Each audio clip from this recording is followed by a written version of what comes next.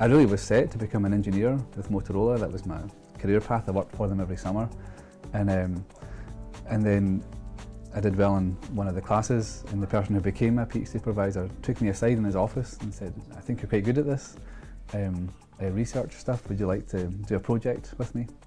And no one had really taken me aside and said, "I think you're good at this," like that.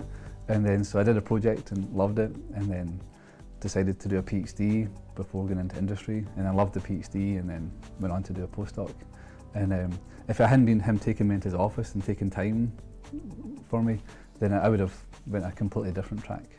I wouldn't have been a teacher, really. So just the technical aspect of giving a lecture, I tried to make it a story, because people remember stories much better than just a list of facts.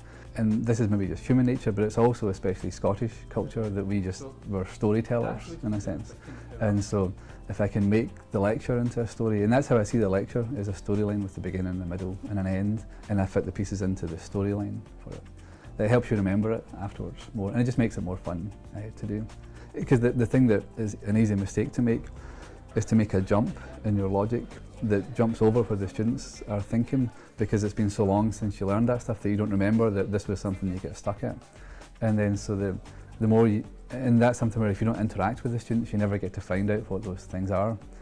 I just like him as a teacher. You know, some people get scared of physics, but he kind of makes it enjoyable, giving real world examples. So he's very good, and the first time to the last time, he will talk about it over and over and over again for hours on end if you need it, until you make sure that you get it, which is it's hard to find a professor that's willing to do that.